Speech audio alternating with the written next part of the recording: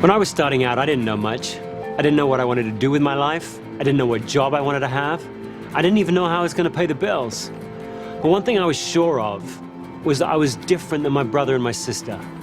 I had an elder brother and a younger sister, and looking at them, I knew I could never be like them. I knew I could never excel at math and science like my brother did. I knew I could never have the same kind of physical self-discipline that my sister had and used to become a ballet dancer. Instead, I knew that I had different strengths, different talents. And although I was confused about a whole lot of stuff, I was just sure that the world was going to wait for me until one day I would pop out of school and get to make my unique mark on the world. And I bet you feel that way. I mean, think back to when you were in school. You knew that in school there were certain subjects that you were drawn to, certain subjects that just grabbed your attention and wouldn't let it go, certain classes where time whipped by and before you even knew it, the bell had rung, and although you wouldn't have admitted it, you kind of wanted the class to happen all over again. And if you didn't like school, then maybe there were certain situations you were drawn to, or certain people you wanted to be around, or certain times when you just knew you were at your best. And you wouldn't call those strengths, not yet anyway, but even back then you knew you had something. You knew you had something special. And now you're holding out hope that your life, your work, your job is going to give you a chance to show everyone what that special thing is. And I've studied over the years thousands of successful people, and if you look at the world through their eyes, work can be a great place. It can be a place where you have a chance to be challenged in just the way that you like to be challenged. It can be a place where people recognize you for what you do well and then push you to get better at it. It can be a place where you get to make the kind of difference that only you can make. But I've learned something else. I've learned that only 2 out of 10 people actually get a chance to have a life like that. I've learned that only 2 out of 10 people get to play to their strengths at work most of the time. Now, the most successful people do, but only 2 out of 10 people get to experience that success. And the needle isn't moving. I do hundreds of these speeches every year to executives, and I tell them a message. I tell them how to figure out their strengths and put them to work, and they hear it, and they believe it, and they want to do it, but it's almost like they're too far down the road to do anything about it. They've got mortgages to pay, and they've got bills to think about, and they've got a growing family, and they've got a career, and they've got promotions, and it's almost like life has pushed them too far down the road now, and now they don't feel like they can make a choice. Well, you'll find that. You'll find that life gets really heavy really quickly, and the longer you wait, the heavier it gets, and if you're not really careful, you're going to wind up living some second-rate version of somebody else's life. You're going to wind up in a job where you're not engaged. A job where you're just marking time, where you're just putting in the hours until the weekend comes around. A job where you're not engaged and excited, but a job where you're bored, where you're drained, where you're burned out, where you're trapped. And when that happens, you can blame someone else. You can blame your teachers or your parents or your boss or fate. You can blame someone else, but the responsibility doesn't lie there. It lies with you. It lies with what you choose to do. So the question you got to get your head around right now, is how do you avoid that future? How do you avoid becoming one of the 8 out of 10 that don't play to their strengths? How do you get to build the kind of life where you are playing to your strengths in life most of the time? How do you build that life? How do you build that kind of success? What do you need to know? And what do you need to do before it's too late? Well, here are 3 myths that are going to hold you back. Now, other people are going to tell them that they're true, but they're not. You need to expose them from myths. You need to blow them up, figure out what's true, and then stencil it to your forehead. And don't let anyone ever tell you different. Here's the first myth. And everyone believes this one's true. The myth that as you grow older, your personality changes. It's not true. Here's what's true. As you grow older, you become more and more and more of who you already are. If you're really good at making friends now, you'll be even better at it in 20 years from now. If you're a neat freak now, then you're going to be a neater freak when you're 40. If you're an idea man now, you're going to be an idea man for the rest of your life. I have a son, Jackson. Jack's 6 years old, and already I know some stuff about Jack. I know this is a kid that craves structure. This is the kid that won't close the refrigerator door unless the ketchup's turned so the label's facing out. This is the kid where as I'm walking down a corridor in an airport pushing a cart, and I say to him, "Hey, Jack, jump on the cart, I'll push you around, it'll be great fun." This is the kid who very solemnly points to the little picture of the kid with the big red X through it, says, no way, it's against the rules. This is also a kid who's massively competitive. I don't mean in a way that all 6-year-olds prefer winning to losing. I mean in a way that when he is seized by it, he doesn't quite know what to do with himself. It's like a physical force. He's watching his favorite football team on TV and they start to lose, and he starts to squirm and twist in his chair, and after a while he just gets so angst up about it he has to jump up and bury his head in the cushions next door. Jack isn't going to grow out of it. He's going to have that same craving to win from 8 to 88. His dreams will change, his skills will change, his values will change, his beliefs will change, but the core of him, the strongest parts of his personality are going to remain the same, and so will yours. And that's okay. But of course what that means is that you need to get really good at describing what your strengths are. If your strengths don't change much during the course of your life, you need to become really specific at describing what they are. And most of us, frankly, are just terrible at that. You ask people in job interviews, what are your strengths? And people dance around and around that question and end up with vague, bland answers like, I'm good with people. I like making things happen. I'm a numbers guy. Well, no one's going to be impressed with that. If you're going to really push your time toward your strengths in life or in work, you've got to get much more specific than that. Now, you've been raised to believe that your strengths are what you're good at and your weaknesses are what you're bad at. But that's not true, is it really? Come on, think about it. You've got some stuff that you're good at that you hate. I mean, you're good at it, so people ask you to do it. In fact, they rely on you to do it, and maybe they've even pigeonholed you into doing it. But if you never had to do it again, it'd be too soon. What would you call that? I mean, I once had a friend who was a brilliant swimmer. At the age of 7, a lifeguard had seen him swimming in the sea, freestyle, told his parents had put him on a swim team, and all the way through school, he practiced and practiced. He did lap upon lap, swimming in the mornings, last thing at night, and he got on the swim team and he won meet after meet, broke record after record, and he hated it. In fact, he hated swim meets so much he'd get crushing migraines before every one. What do you call that? What do you call that when nature's blessed you with a ton of ability and given you no appetite at all? Where you're brilliant at something and it bores you to tears. What do you call that? Well, you call that a weakness.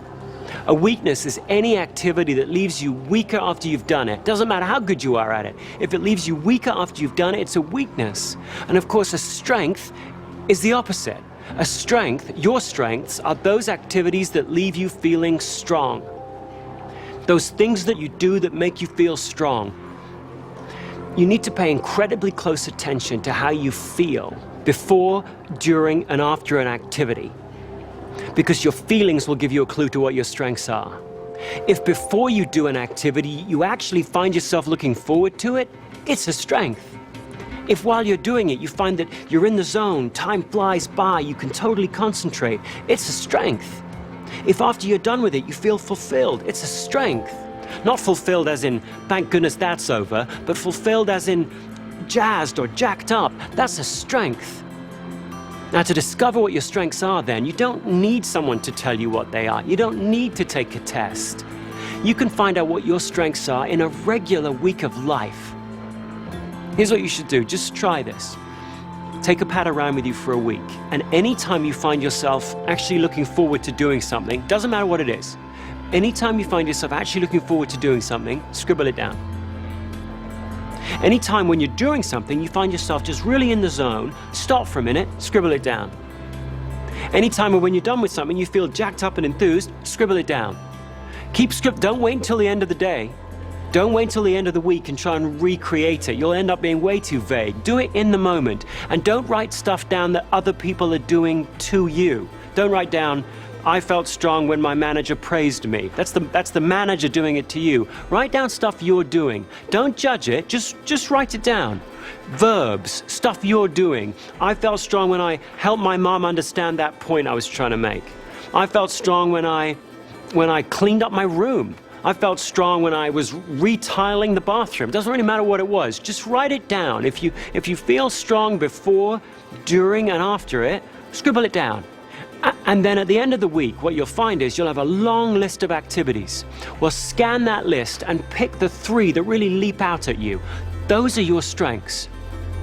And then when people ask you about your strengths in job interviews or in the work situation, or when you're trying to think about what you're going to do with your life, look at those 3 activities, talk about those 3 activities, use phrases like, I'm at my best when, or I feel strong when, and then describe exactly what you wrote down. Be specific, be vivid. Now, other people are going to try and tell you that they know your strengths better than you do. Your parents, your teachers, your managers, but they don't. They may know how to judge your performance better than you, but you know better than anyone else what intrigues you and what doesn't, what you're really interested in and what bores you, what strengthens you and what weakens you. You know that better than anyone else, and those are your true strengths. So learn how to describe them, own them, because those strengths are going to be what drives your performance. Now, the second myth that people are going to try and drag you off course with, and gosh, everyone believes this one, is they'll tell you, look, if you want to grow, if you want to get ahead in life, if you want to get promoted, you can't rely on your strengths. In fact, you've got to figure out what you're not good at and really work at getting better at it. And this starts really early in school, doesn't it? You came back home with 2 A's, a C, and an F, and everyone, your parents, your teachers, they focused on the F, didn't they? You were really good at English and bad at maths, and you got remedial maths. And this continues at work. It will. You'll go to your first performance review, and it'll be 2 minutes on what you did well, and then they'll really drill down into what you need to work on. And what you'll need to work on are your weaknesses. If you're not careful, your whole career is going to be one long remedial math class. Now, the point here isn't that you can ignore your weaknesses at work. You can't do that any more than you can ignore the F in school. The point is that you shouldn't be working on your weaknesses. You're not going to grow most in the areas where you're weakest. You should be working on your strengths. That's one of the truths that's so important for you to remember. You're going to grow most, learn the most, develop the most, be challenged the most, bounce back fastest when you're working on your strengths. If you want to know a truth, know this one. Always be working on your strengths.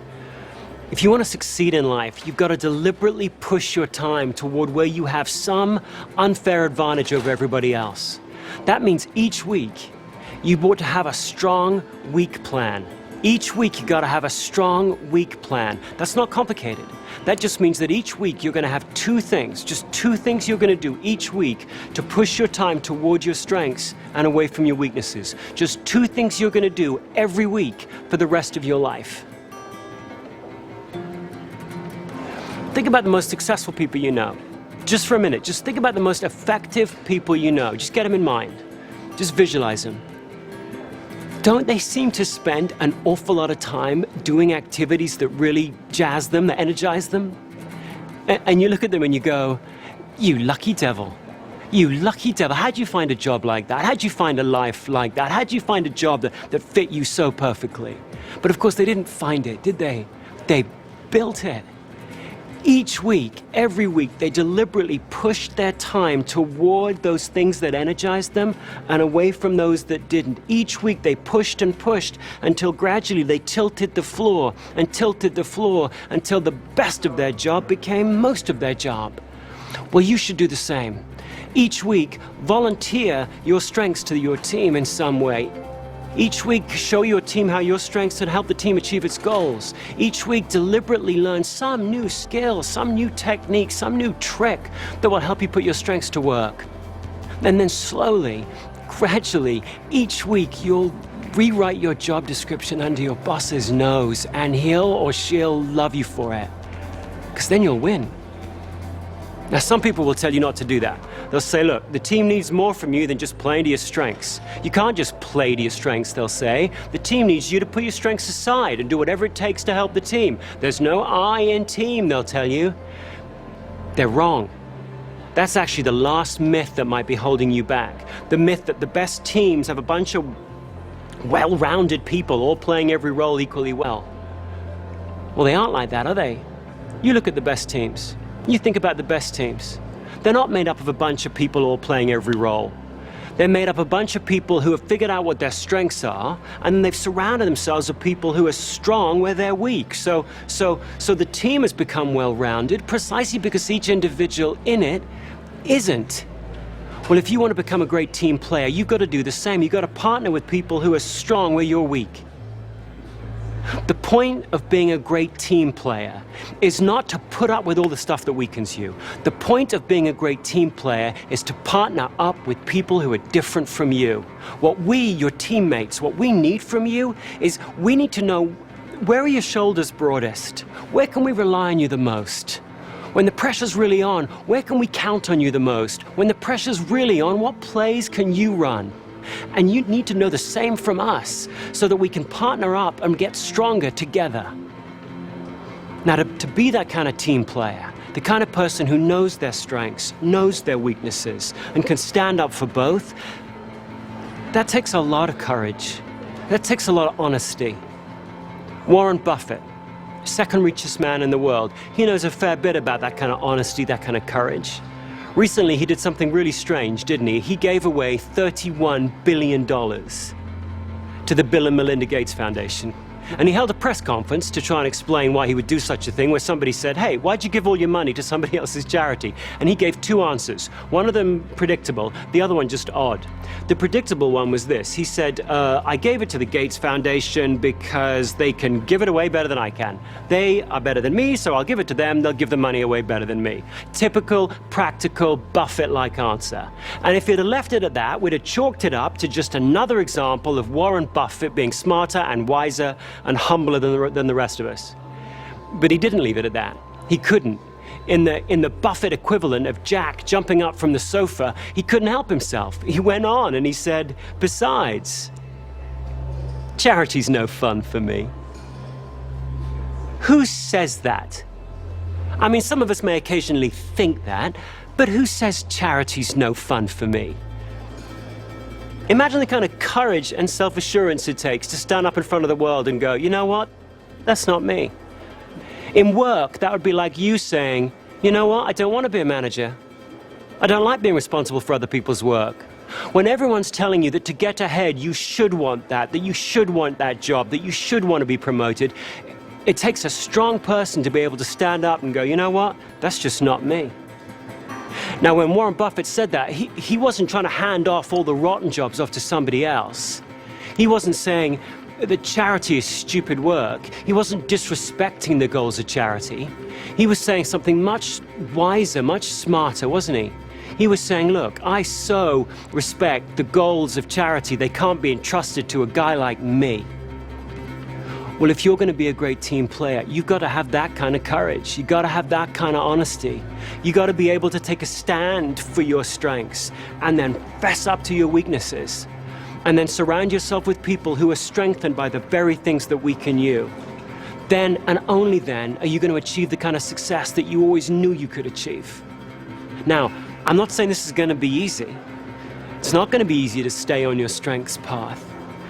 Not least because other people, well-meaning people like your manager or your parents or whoever, are going to try and drag you off it. You'll go back, you'll use your strengths, you'll be successful, and then people will offer you a bigger job, a better job, with more money, a nicer desk, a better view. And some of those jobs you should take, but some of them you shouldn't, because they don't allow you to play to your strengths. And if you're not really careful, you're going to wind up over-promoted in a job that you shouldn't have. Well, the only person who has to stay clear-headed enough to figure out which doors to march through and which doors to slam shut is you. And I'm not saying this journey is without risk either. The whole strengths journey that you should be on for your life, there's risk to that. There's risk that one day you're going to go back and go all out with all of your strengths and not win. Like my son Jack will take all of his competitiveness, just really go all out with it and not outperform a competitor. That's a bitter pill to swallow, that is. Or maybe there's a risk that you'll go back and you'll say to your manager, I'm weakened by confrontation. And she'll go, like I care. You're trying to just hand off all the rotten stuff off to some other person. So yeah, there's risk that you'll be misunderstood. But a writer, Anais Nin, had a great line on risk. She said this, she said, and the day came when the risk it took to remain all tight in the bud became greater than the risk it took to blossom. There's risks to blossoming. There's risks to betting your life, your career, your success, your satisfaction on your strengths. But you know that from this day forward, the risks of not doing so are far greater. Because here's what I know. One, I know you have strengths. Whatever you think about in terms of your strengths and weaknesses, there are certain activities that make you feel strong. You have strengths. Two, I know that no one's got quite the same configuration, quite the same pattern of strengths and weaknesses as you do. The least interesting thing about you is your race, your sex, your age, your nationality. All the really interesting, unique things about you are beneath the surface, and no one's got quite the same strengths and weaknesses as you. Third, I believe that you'll be your most creative, most effective, most productive, most resilient when you figure out how to play to your strengths most of the time. And last, I believe that everyone will win when you do. You'll win, your company will win, your friends will win, your family will win, the world will win, everyone will win when you do. That's what I believe. But it doesn't matter what I believe. In the end, it matters only what you believe. So let tomorrow be a different day than today was. Let tomorrow be a stronger day than today was. By which I simply mean let tomorrow begin with you looking in the mirror and saying to yourself, what are my strengths and how can I contribute them today? And then let every day after that start the same way. Because you've always known what your strengths are. You've always known what was inside of you. So trust them, be proud of them, and go out and make your mark.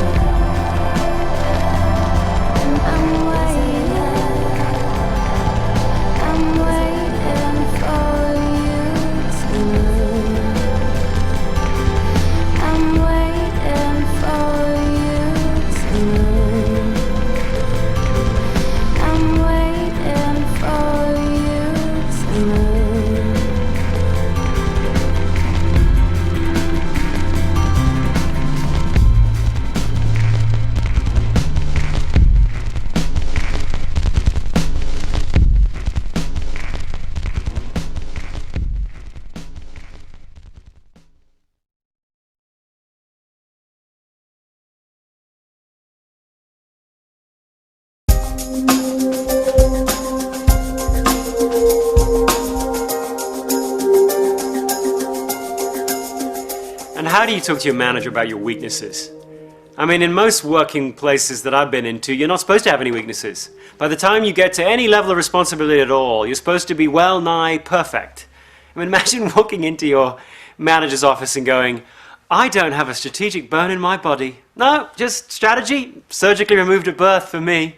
I can ask lots of what-if questions, I just don't have any answers.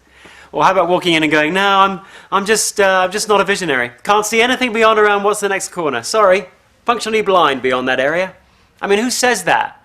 Who says that? It sounds like you're like a First World War soldier going up to your captain and saying, I'm not really a go up over the trench kind of a soldier. I'm more of a stay at home, clean up the trench. You guys go up over the trench, I'll come back, it'll be spotless. I mean, come on. Who says that these days? And yet you've got to have the conversations. You've got to be able to talk to your manager about what weakens you. If for no other reason, then he or she's got to figure out how to cast you in the right roles. If you're going to manage around your weaknesses, you've got to talk to someone about it. You've got to talk to your manager about it. How do you do that? Well, here are two suggestions. First, don't say, this is a weakness of mine. Say, this is where my productivity is going to be lowest. In this area here, with this activity here, you're going to see less persistence from me, less creativity from me, less resilience from me. I'm not saying that to whinge, I'm just saying that to tell you. Second, have a couple of things that you think that you can do about it. If you're weakened by long meetings, say, and I figured out, here's a really nifty way to shorten this meeting up, what do you think?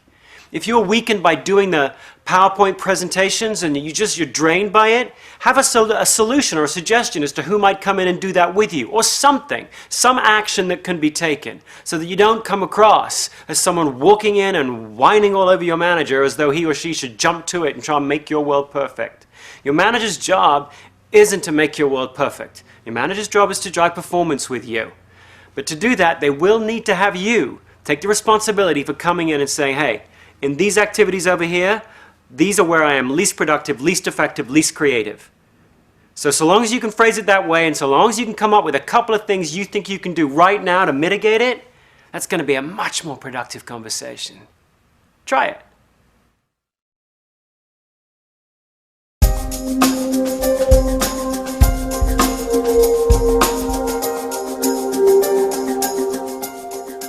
There was a great Broadway musical a couple of years ago called I Love You, You're Perfect, Now Change, which is pretty funny on the Broadway stage, but it's often something that we feel about our colleagues or our employees or our spouse or our family members for that matter. I love you, you're perfect, now change. And it raises the question, how much of a person can you change after you've hired them? How much of a person can you change when you're working with them? Which parts of you are changeable over the course of your life and which parts aren't? That's knowable. There's an answer to that question. The answer is that we can change your skills and your knowledge, but we can't change your talents. We can't change your enduring patterns of thought, feeling, or behavior. As an example, I can teach you the skill. A skill is a how-to. I can teach you the skill of how to present your product to a potential customer. Let's say you're a salesperson. I can teach you how to do that. I can teach you how to stock a shelf. I can teach you how to give an injection. I can teach you how to lay out a letter. I can teach you how to lay out a presentation. I can teach you all those how-to skills. The other thing we can change about you is your knowledge. I can change what you know about the competitive landscape out there. I can teach you what you know about the product that you're presenting or that you represent. I can teach you what you know from experience. So over time, your experience can change. I can teach you what you know about yourself. I can change your self-awareness. And I can change your values, which are part of knowledge. It's part of what you think to be important, what you know to be valuable in life. Clearly, over the course of your life, your values change. Your values at 15, what you think is totally important at 15 is not the same as what you think is totally important as 85. So I can change your values. Skills and knowledge, those can change. Your talents, your enduring patterns of thought, feeling, and behavior, those are enduring by very definition. So if you're competitive, if you're one of those people that instinctively compares what you're doing against somebody else, that loves pitting yourself against a peer on a level playing field and winning, you just get jazzed by that, I can't bleed that out of you. I can't berate that out of you. I can't make you ever believe that losing means nothing. I can't make you ever believe that it's not whether you win or lose, it's how you play the game. You'll never believe that if you're a competitor. If you're empathetic, if you're deeply empathetic and you feel the emotions of those around you, I can't change that in you. Flip that around. If you're not very empathetic at all, if you're one of those people who could be someone's best friend and never know it, then I can help you get a little better. I can teach you that empathy exists. I can teach you that other people have emotions that aren't yours. And I can teach you 2 or 3 skills that you might need to learn to be a better listener. I can teach you all that. But the only thing I'm going to do there is help you go from having no empathy to having some sort of karaoke version of empathy. I can help you get a little better. But in terms of those deep, recurring patterns of who you are, how empathetic you are, how focused you are, how competitive you are, how strong your need for achievement is, how driving your craving for significance is, how altruistic you are, I can't change those about you. Those are recognizable to you and your friends in the schoolyard, and they'll be recognizable by your grandkids when you're 85 years old. Those are the enduring parts of who you are. You need to trust them, own them, honor them, and then figure out a way to combine them with skills and knowledge, and so make a real impact in the world.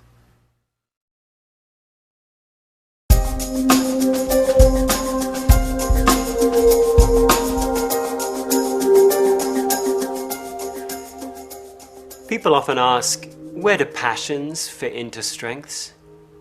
How does passion fit into focusing on your strengths in life? Well, passions are the building blocks. Passions are the building blocks of your strengths, but passions by themselves are relatively meaningless. If you're going to take your passions and actually put them to use, you've got to combine them with something specific. In fact, I would say that a strength is a precise passion. Strengths are passions plus precision. Think about it. Some people have a passion for helping others. They're just naturally altruistic. But a passion like that, ooh, I just want to help the world, is as vaporless as skywriting. It looks good up there, but it just blows away in the wind. If you're going to take your passion for helping people and actually put it to work, there's got to be some specificity that you bring to the table. You could take your passion for helping others and turn it into the discipline and the specific activities of being an ER nurse and working in the frenzied triage environment of a trauma unit. Or you could take your passion for helping others and turn it into the much different set of activities involved in being a grief counselor in a hospice. The activities that fill a week of a grief counselor in a hospice couldn't be any more different than the activities that fill the week of a trauma nurse. And yet both of them are under the passion of helping others.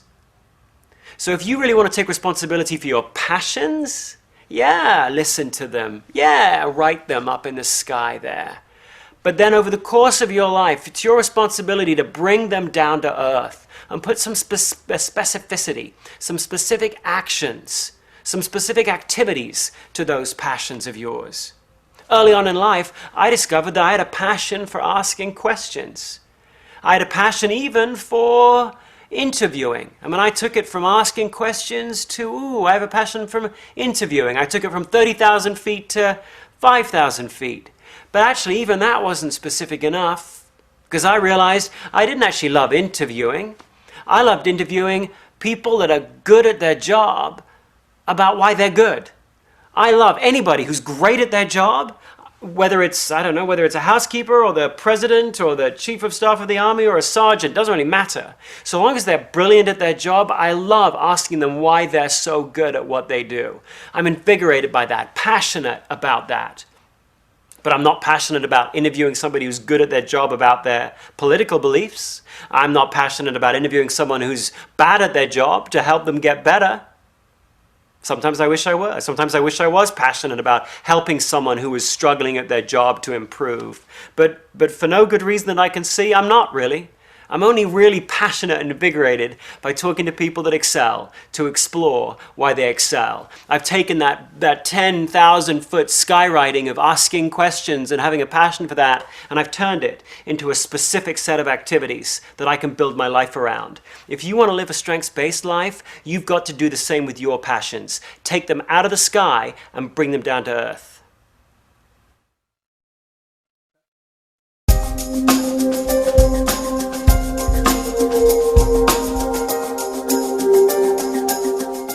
I once worked with this guy that just bugged me. I didn't want him to bug me. I wanted to like him, but he just bugged me. Let's call him one-upmanship guy, because he was that guy who always had to have one thing better than you. If you had an idea, he'd have one better. If you had some client success, his success would be just that much bigger.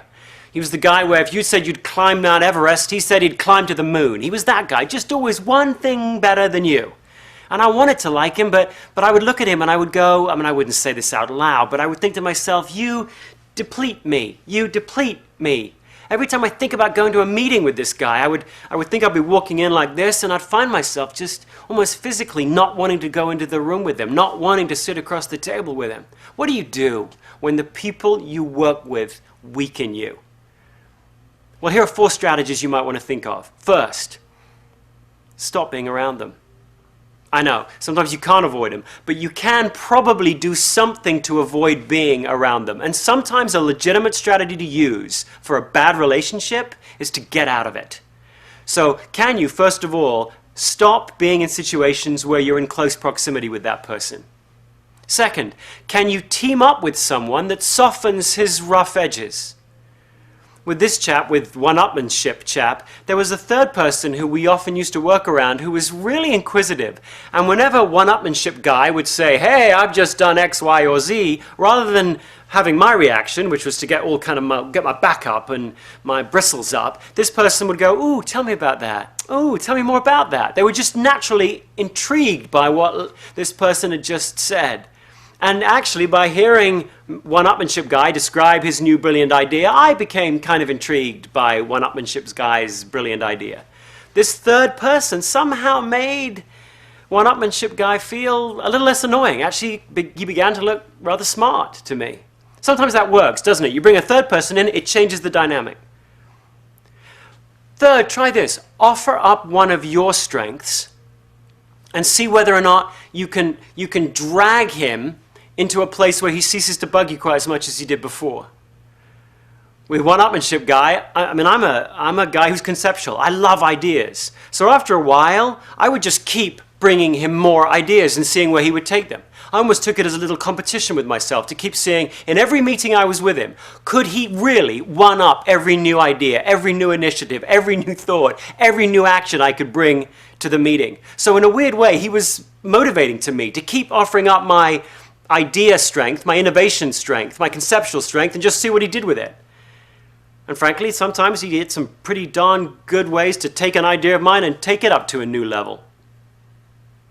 Finally, try shifting your perspective on this person that weakens you.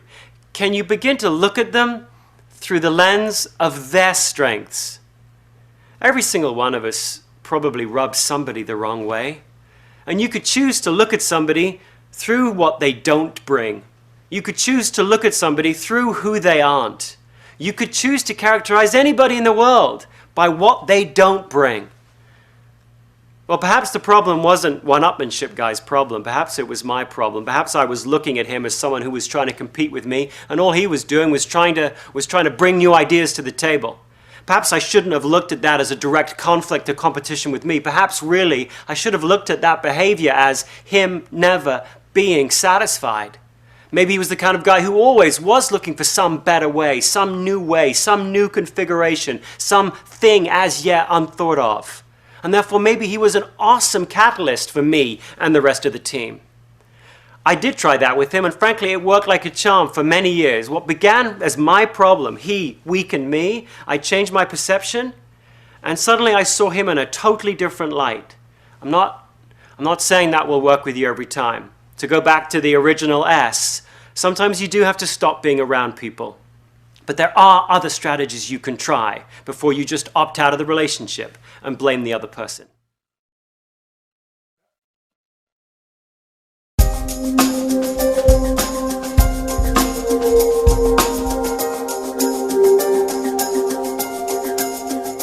It's hard to talk about your strengths with your manager, isn't it? Because half the time it sounds like you're boasting. It sounds like you're walking in and bragging that, hey, I'm good at activating projects with clients, or hey, I'm good at analyzing data. Most of us don't really want to seem that kind of self-involved, self-aggrandizing kind of person, so we don't often talk to our manager about our strengths. We talk about our areas of improvement. But you should be talking to your manager about your strengths. You should be volunteering your strengths. And so you need to find a simple way to do that that doesn't make you look like a braggart. Here's the best way to do it. Frame it as, here's a couple of things that I can do, a couple of tangible things that I can do to help us reach our objective. Tie your strength, what strengthens you, to the activity and then to the goal that you all have as a team. The more clearly you can make that link, that what you're saying is, how can I make a bigger contribution to driving this goal? That's what the manager wants to hear. The manager wants to hear that you've got more to offer, that you've got more to bring. The manager wants to hear, where are your shoulders going to be broadest? Where will you be most resilient? Well, you have the answer to that. The manager doesn't. You have the specific answer to that. So if you can frame it as, here are some specific things that I can do to drive this goal, that manager of yours is going to be much more ready to accept it and much more ready to take action on it.